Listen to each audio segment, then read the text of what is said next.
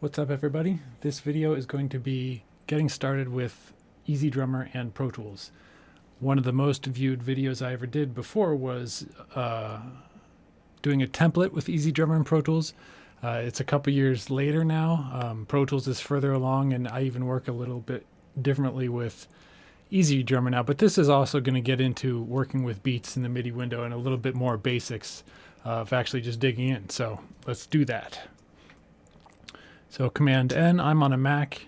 If you're on Windows, that would be Control N for new. I'm going to call this Getting Started with EZ and PT.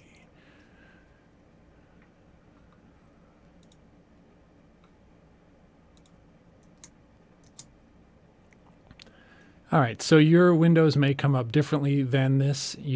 Everybody has their own way of working. I'm going to get rid of my memory locations window by hitting Command 5. And we're going to just start from scratch. I'm going to make a new stereo instrument track. So I went Shift Command N, Command right, Command down until I get to instrument. Double click on the nameplate, type in EZdrummer. On your first insert, go to multi-channel instrument. Grab it.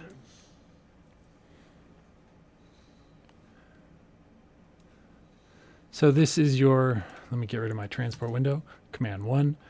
This is obviously your plugin. So you can just click on any of the drums, obviously, to hear them. If you want to change them, you can click on these little disclosures, triangles, pick other stuff. So you should definitely spend some time listening to what you've got and finding what you like the best. But for now, we'll just stick with that. Or if you wanted to change your entire kit, just go up here and try out different stuff. And of course, what you have in this list will depend, of course, on what you've bought. But EZdrummer stuff is really good and really affordable. I'm a fan. So from here, well, let me go back.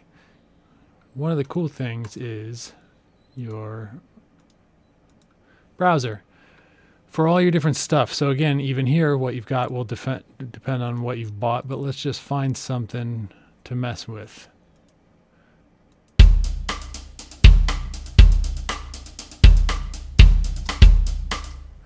So let's just go with it, right? So I don't like to personally write in here in this window. I'd rather just drag it into Pro Tools and write there. So that's how this video is going to be. If you're good at writing in here, great, more power to you.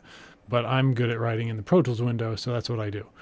So one thing you can do that's cool if you're going to drag this stuff in is go into shuffle mode. So hit F1 and then just drag it in, and they just, of course, snap together. So let's find a couple different variations to mess with.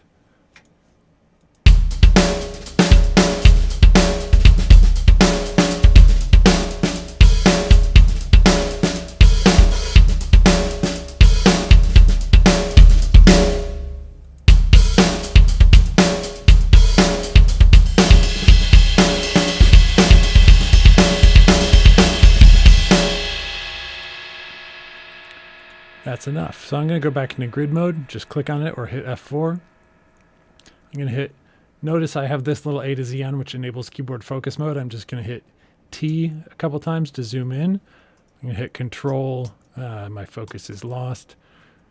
Control up arrow can expand my track size like so.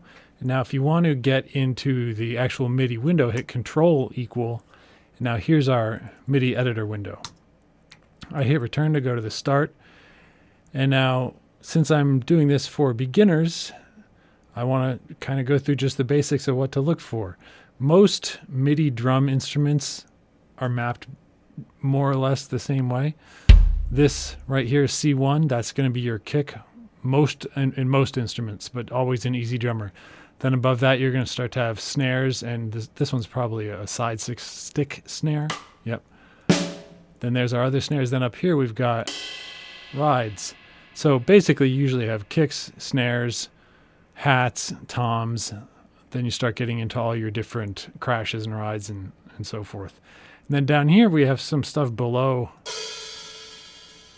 Below. So what you'll also find is that stuff just repeats in the octaves as you go up. So this stuff that's below the kick, like usually when I write, I keep everything above the kick drum. It's just an organizational, psychological thing. So I could find that above this kick if I want to. So I just clicked the key here, which selects the whole row across the whole session. And if you wanted to be OCD like me,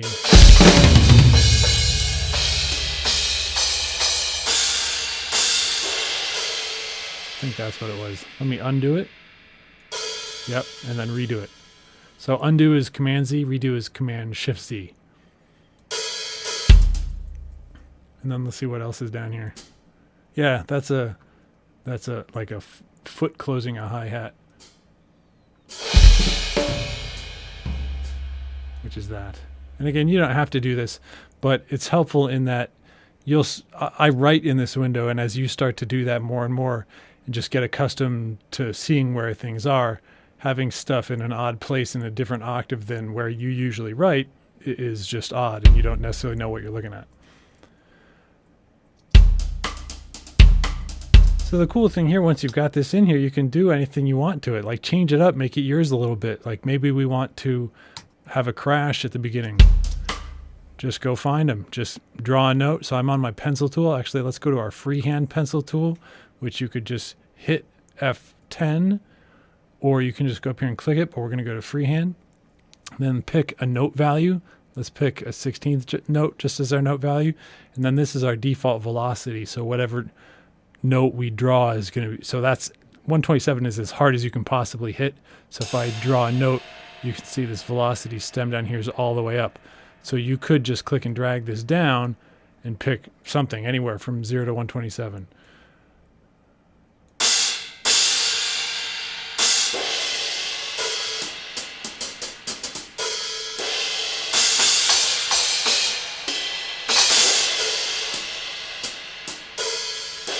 So just draw a note, click it, drag it around, and just find all your different sounds. If you don't find anything you like or enough stuff that you like, go back here, go back to drums, and pick different stuff. So Control equal again to go back to this window, hit return to go to the start, then I can hit play. And then just get in here and change stuff. Let me listen to this beat for a minute. Maybe I want that to actually be a real snare hit. Drag it up.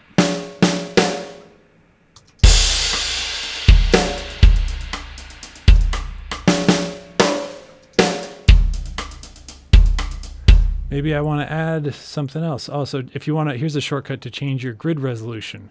So that's Control, Option, and then plus and minus on your numeric keypad. If you don't have a numeric keypad or you forget that, that's this up here. So you could just go up here and click a different note resolution. But one of the reasons this is cool and useful, and the reason you might want to know a key command for it, is because if you're on one of these other pencil tools, like let's say the line one, if I, whatever resolution to which my grid is set, if I click and drag, you can see you get a row. And that's based, again, on the grid resolution. So if I had a bigger grid resolution, draws it on that row. So for drums and stuff like that, that's obviously really useful. I could add in, let's say I'm going to add in a hat. And yes, it might be a little illogical to have a ride and hat pattern going at the same time, but just roll with it. Oops. I would say once you get a few bars, then I could just go Command D with it selected, right? I didn't unselect it, I just hit Command D, and now I can just start duplicating it out. But before I do that, let's make this a little more interesting. Actually, let's make it faster. So I'm going to make the grid resolution smaller, Control Option minus.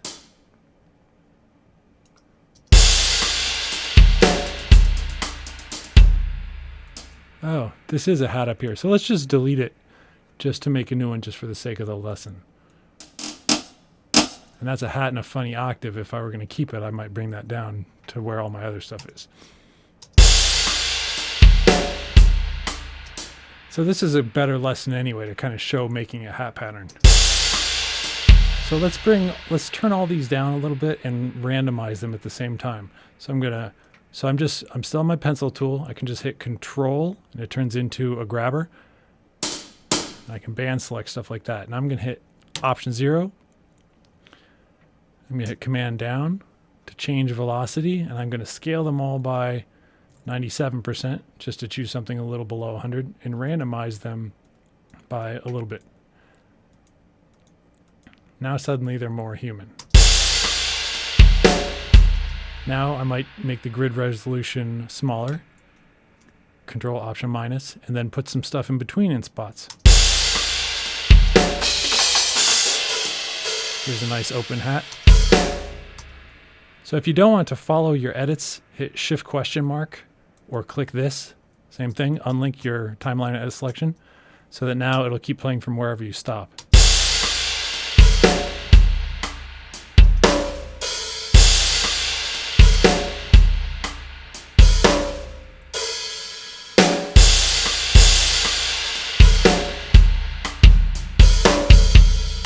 Then say, okay, I dig this beat. You could hit Option to turn this into a selector, click and drag backward. Now hit Command D. Now I duplicated it. Let's do it again.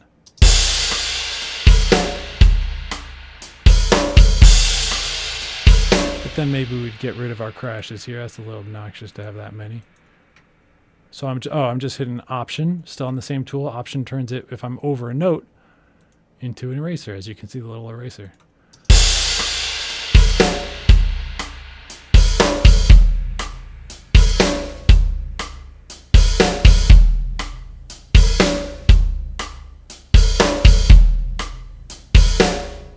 So let's say we dig that, we really like that beat. You might go and rename it. So I went over to this window just so that I could click on it and go Shift Command R and say, you know, Great Verse Beat 1 or whatever you want to call it, just so that you know this is yours and you dig it. Let's do a little more. By the way, I clicked on this with the grabber tool and I hit play, and you expect it to play this. It's not. It's still playing back here because we unlinked our timeline and edit selection in the other window. So if I want to come back and play my selection, I can hit Shift ? Again. Notice that button turned back on. And then now I could actually hit it again, Shift ? To make it unlinked, but now on my new selection. Now I'm going to hit Control equal to go back over to this window. Here's a trick. So let's say we want to change things up and make this a little bit more, like we want to turn the hat into a ride. Still on that same pencil tool, I'm hitting Control, turn it into a grabber. I'm going to grab this row. I'm going to drag it down to a ride.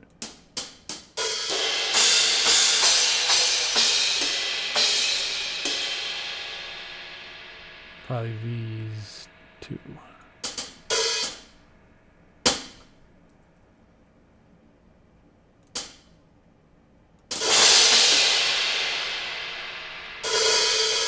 And those.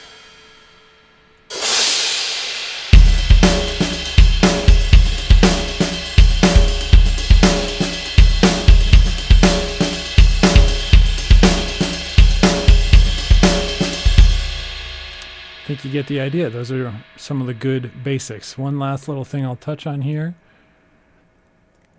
is just messing with your mix. So right now we're using EZdrummer in the simplest possible way in terms of we don't have any of these tracks routed out to alternate outputs or any of that, which I think I will do a follow-up on this and do that. But for now, I wanted to keep this simple enough. One thing I like to point out is this mic bleed. Again, this doesn't matter at the moment. And the reason it doesn't matter is because everything is just coming out the output of this track. But just kind of as a looking forward thing, once we get into routing these out to our individual audio tracks, or you can do it to auxes too, but I prefer to do it to audio tracks. Once you start doing that, if you have this mic bleed on, you'll have all the drums, like the kick, snare, hats, toms, all that, you'll have them bleeding into the overhead feed and into the ambient feed here, which is actually very realistic. That's what happens with real drums, but it's kind of cool with EZdrummer to not do that because you can have it better than reality in a way. And because with EZdrummer, you don't have individual outputs for any of your cymbals. That's one of the only things they keep from EZdrummer and only give that to Superior Drummer. So because of that, your overhead track kind of becomes just your cymbal track. So in that light, it's better to not have your drums, your kick, your snare, and all that in that track as well, since you have plenty of that in your other tracks. So I always look for whatever kit I'm using. I always look for this, and different kits will have kind of a different configuration here sometimes, but I always just look for mic bleed, and if you're like me, turn it off. But anywho, in this window, we can just turn stuff up and down. It's a mixer. I want lots of kick. But whatever you do, keep an eye on this, because right here, these yellow clip indicators show that everything is too loud. So what you might have to do sometimes, if you, let's say that were the case, you wanted more kick, but it's already too loud, you might have to go and kind of turn everything else down and maybe turn your headphones up so that you can get to where you want to be without. See, I'm still clipping the output there. So you might even do this to start, is to turn everything down a bit, turn your headphones up a bit to kind of recalibrate your hearing in your brain, and then start turning stuff up so you have more headroom. None of this will matter once we start routing out to audio tracks, because we'll end up adjusting the levels there. But if you're just working just this way, definitely get in here and mix stuff. And be aware, if you wanted it to be really a very dry sound, you could mute your reverb, your compression, your ambiance, your overhead, and get a real tight upfront, close mic'd kind of sound, which you may want for some stuff. So it's just good to know that. So I think that's enough for one lesson. I hope you got something out of this. Thanks for checking it out. Hey, one last thing. I wanted to go over all the different functions of the pencil tool, or at least all the important ones, in the MIDI window for writing. So again, let's go Control equal back to this window. So I said something like, if you know what you're doing with the pencil tool, that's the only one you'll need. Well, let me kind of show you what I'm talking about. So F10 to go to the pencil tool. The first one is the freehand. If we're on the freehand pencil tool and we click and drag, you can see the note just gets longer. So that's the way the freehand works. I'm going to hit Command Z just to delete that. Now if I go to the line tool, then this gets into the behavior we were talking about, where it's going to drop a note, and this is the note length that you'll drop along the resolution of the grid, like so. Now if I made the grid bigger, Control Option plus on the numeric keypad, or this right here, right, changes the resolution to be bigger. Now, just to add another layer, if I did this with the triangle tool, it did nothing interesting. But if I pull the velocity down so it's not pegged up at the top at 127, now I do it, you can see the velocities are in a triangle. Command Z to undo. One last one, I'll show you. The random one, square kind of obvious, random kind of cool.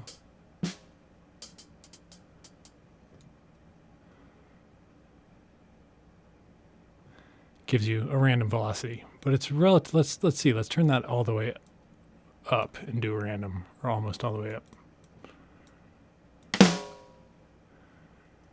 Yeah, it's a big range. Whereas if I come down,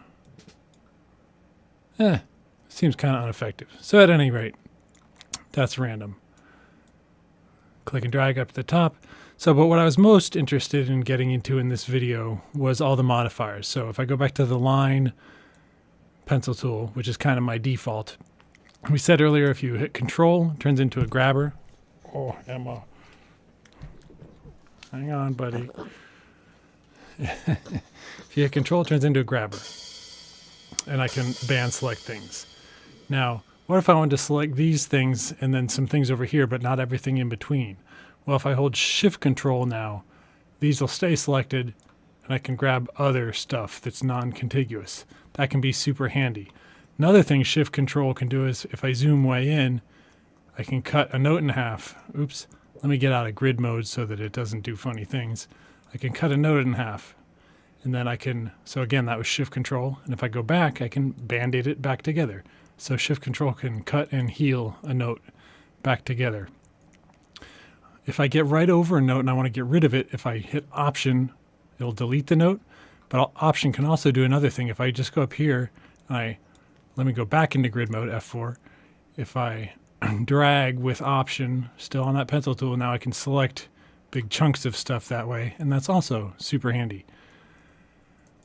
One of the last ones I'll do here, if you want to change velocity of a note, just get right over it, put your thumb on Command, drag up and down. Whereas I can also, with the pencil tool, if I wanted to change the note length, just get on the side of it and pull out. Now, it's snapped out like that because I'm in grid mode. If I wanted to suspend grid mode for a minute, I should actually do Command again. See, if I do Command on the side of a note, it suspends grid mode, whereas if I do Command up and down, changes your velocity. Cool, I think that's all I wanted to hit. I just felt like you should add those. Thanks a lot.